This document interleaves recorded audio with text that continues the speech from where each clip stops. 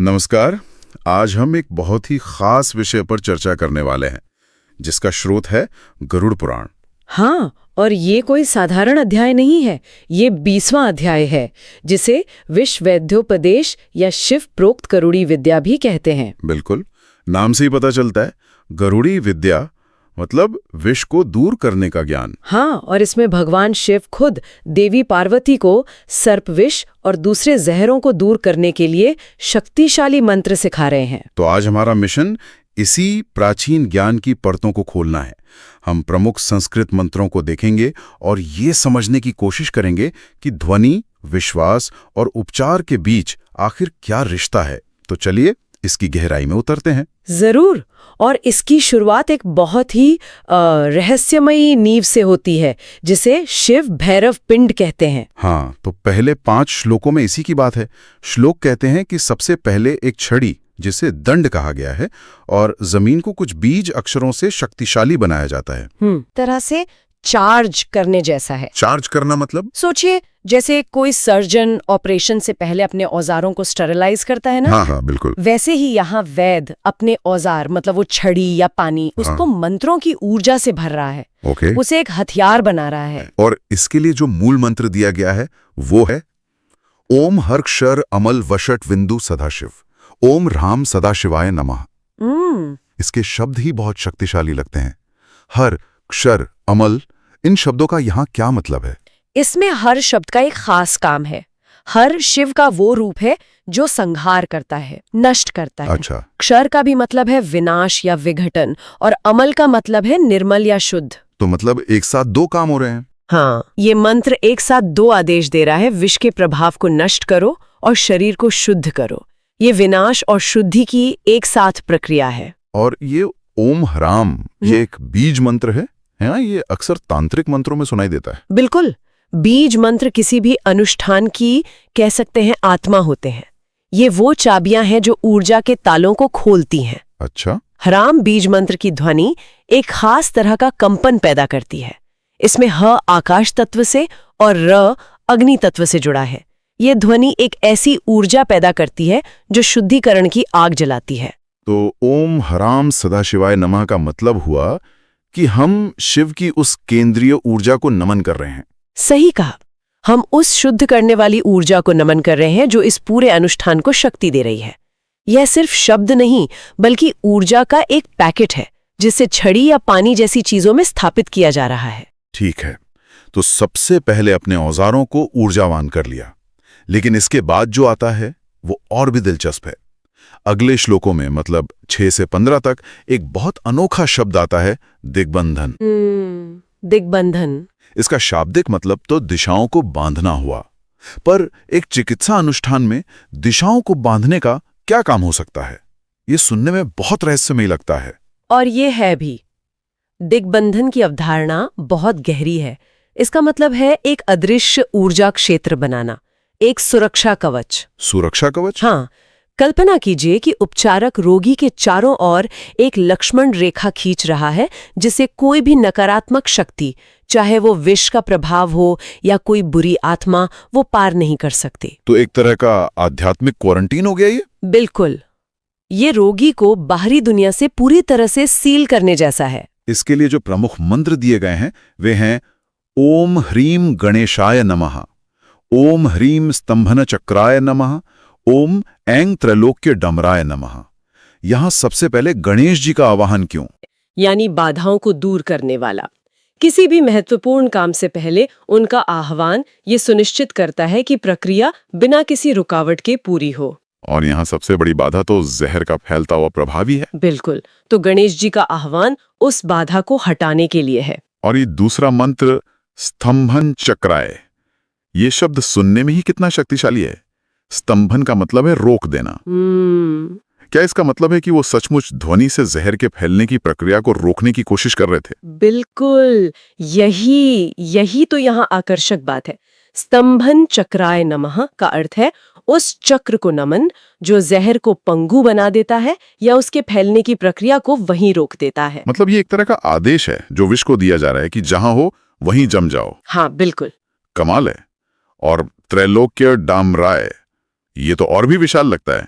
तीनों लोकों का जिक्र है इसमें। ये डामराय का अर्थ है तीनों लोकों, मतलब पृथ्वी, आकाश और पाताल को नियंत्रित करने वाले को नमन। तो एक सार्वभौमिक शक्ति का आह्वान किया जा रहा है। हाँ, इस मंत्र का जाप करके उपचारक एक ऐसी शक्ति का आह्वान कर रहा है जो किसी भी छोटे मोटे विष से बहुत बड़ी है। ये कहने जैसा है कि मैं उस परम शक्ति को बुला रही हूँ जिसके सामने तुम कुछ भी नहीं हो। स्रोत ग्रंथ में साफ लिखा है कि यह भैरव पिंड, जहर, भूत प्रेत और राक्षसों सबके खिलाफ एक हथियार है। तो ये सिर्फ एक शारीरिक सुरक्षा कवच नहीं है, ये एक मनोवैज्ञानिक और आध्यात्मिक किला है। ठीक है, तो तैयारी हो गई, सुरक्षा कवच भी बन गया। लेकिन ये सब तो बचाव है। जब जहर पर सीधा हमला करने की बारी आती है तब क्या होता है? हाँ, श्लोक 16 से 25 में एक बहुत ही शक्तिशाली मानसिक तकनीक का वर्णन है। शिव बताते हैं कि उपचारक अपने हाथ को ही एक दिव्य हथियार मान ले। हाँ, ये मानसिक कल्पना या विजुअलाइजेशन की शक्ति का अद्भुत उदाहरण है। विजुअलाइजेशन। उपचारक को ये कल्पना करने के लिए कहा जाता है कि उसका हाथ कोई साधारण हाथ नहीं, बल्कि इंद्र का वज्र है जो किसी भी चीज को नष्ट कर सकता है। जरा सोचिए उस वैद्य की मानसिक अवस्था के बारे में। उसे सिर्फ मंत्र नहीं बोलना है, उसे सच में ये मानना है कि उसका हाथ इंद्र का वज्र है। बिल्कुल, ये आत्मविश्वास का चरम है और शायद यही विश्वास रोगी में भी ट्रांसफर होता था। इस प्रक्रिया के लिए जो बीज मंत्र दिए गए हैं वे बहुत छोटे लेकिन बहुत तीव्र हैं। ओम क्षुम नमः, ओम ह्राम नमः, ओम क्ष्मा नमः। ये छोटे छोटे अक्षर क्षुम, राम, क्ष्मा, इनमें इतनी ताकत कैसे हो सकती है? इन बीज मंत्रों के पीछे ऊर्जा का पूरा विज्ञान है।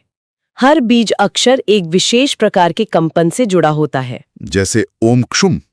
ओम क्षुम को देखिए, इसका उपयोग विशेष रूप से विष की शक्ति को नष्ट करने, उसे कुचलने या उसका क्षय करने के लिए किया जाता है।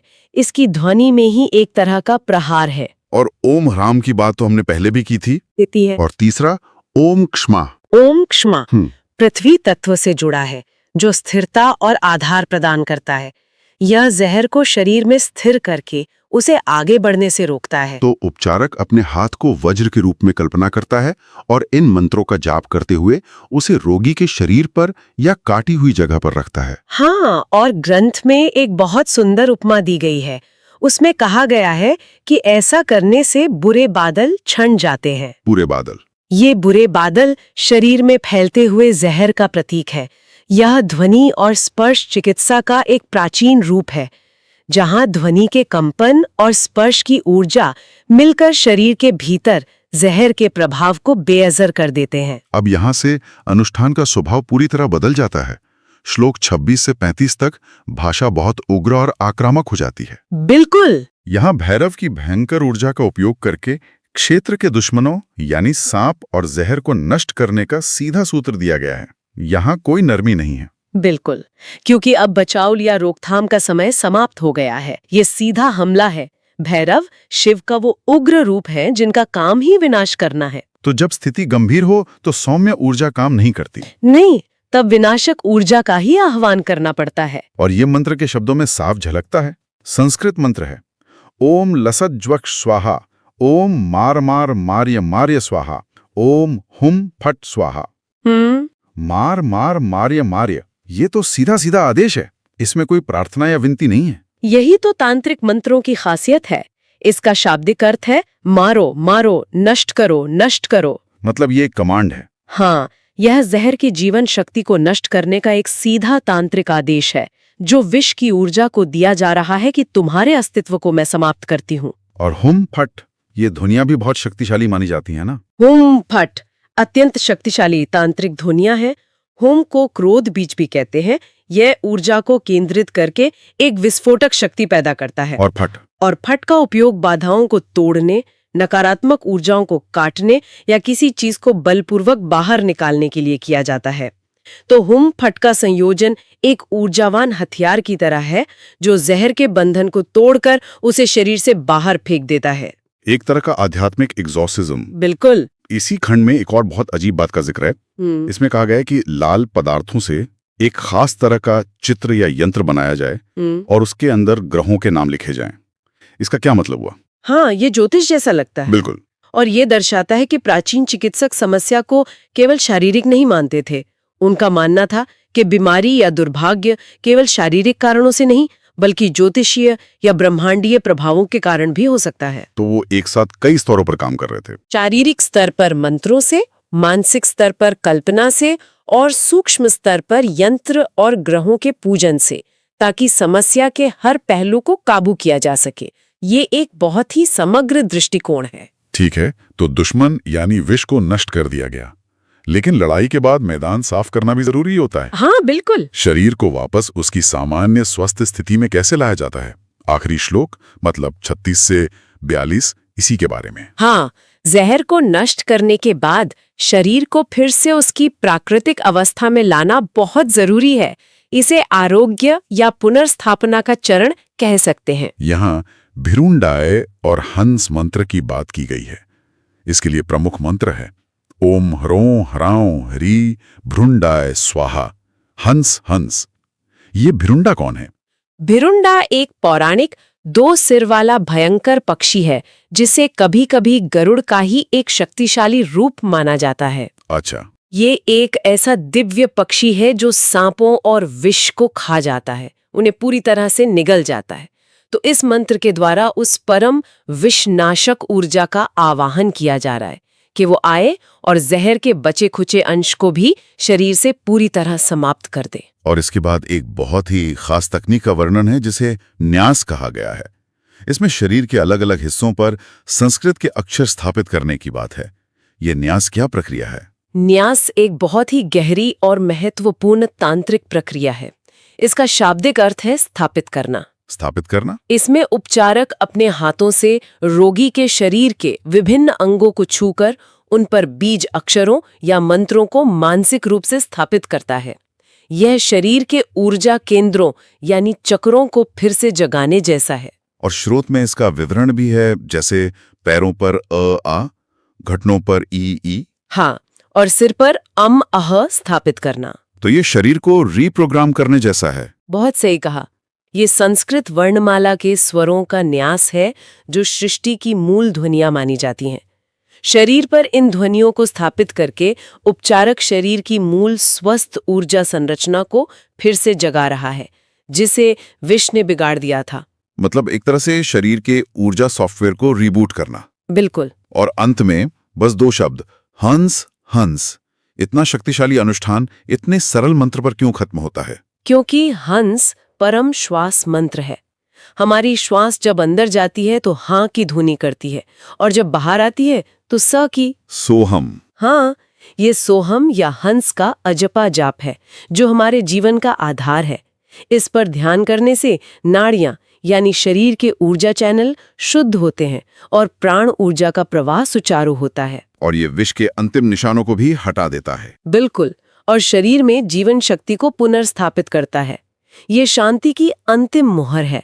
तो अगर हम पीछे मुड़कर देखें तो ये सिर्फ कुछ मंत्रों का बेतरतीब संग्रह नहीं था, ये एक पूरी रणनीति थी। हाँ, एक पूरी प्रक्रिया। सबसे पहले हर्क्षर मंत्र से औजारों को तैयार करना, फिर दिग्बंधन से सुरक्षा कवच बनाना, फिर क्षु और मार जैसे मंत्रों से जहर पर हमला करना, और अंत में न्यास और हंस मंत्र से शरीर को शुद्ध करके उसे आरोग्य प्रदान करना। बिल्कुल, ये अपने समय के हिसाब से एक बहुत ही व्यवस्थित और मनोवैज्ञानिक पद्धति है। हर चरण का एक विशिष्ट उद्देश्य है। तो इसका कुल मतलब क्या है? हमने देखा कि गरुड़ पुराण का ये ज्ञान ध्वनि की शक्ति, मानसिक कल्पना और शरीर के ऊर्जा विज्ञान की एक गहरी समझ को दिखाता है। और अगर हम इसे बड़े परिप्रेक्ष्य में देखें तो ये एक महत्वपूर्ण सवाल उठाता है। आज के आधुनिक विज्ञान के युग में हम इन प्राचीन अनुष्ठानों को कैसे देखते हैं? क्या ये केवल अंधविश्वास था या इसमें कुछ और भी था? मतलब क्या मंत्रों के कंपन से शरीर की कोशिकाओं पर कोई वास्तविक प्रभाव पड़ सकता है, या क्या ये सब सिर्फ प्लेसिबो प्रभाव था कि रोगी मान लेता था कि वो ठीक हो रहा है और इसलिए ठीक हो जाता था? सोचने वाली बात ये है कि ये शायद केवल प्लेसिबो नहीं था, ये एक पूरी तरह से डिजाइन किया गया साइकोसोमैटिक हस्तक्षेप था। साइकोसोमैटिक? हाँ, वो लोग शायद ये जानते थे कि विश्वास, ध्वनि और इरादे का शरीर की केमिस्ट्री पर सीधा असर पड़ता है। आज हम इसे न्यूरोलिंग्विस्टिक प्रोग्रामिंग या साउंड हीलिंग जैसे फैंसी नाम दे रहे हैं, लेकिन मूल सिद्धांत वही है मन को शरीर का डॉक्टर बनाना। हम्म। ये अनुष्ठान रोगी और उपचारक दोनों के मन को उस चरम अवस्था में ले जाने का एक तरीका था जहां उपचार संभव हो सके। तो ये सोचने वाली बात है कि क्या इन प्राचीन ज्ञान प्रणालियों में शरीर और मन के उपचार के ऐसे रहस्य छिपे हो सकते हैं जो आज भी प्रासंगिक हों? बिल्कुल, शायद हमारी आधुनिक चिकित्सा पद्धतियों के पूरक के रूप में। ये विचार श्रोताओं को सोचने के लिए छोड़ देना चाहिए कि क्या उपचार केवल रासायनिक और शारीरिक हो सकता है या उसका एक ऊर्जावान और मानसिक आयाम भी है जिसे हम अभी समझना शुरू कर रहे हैं।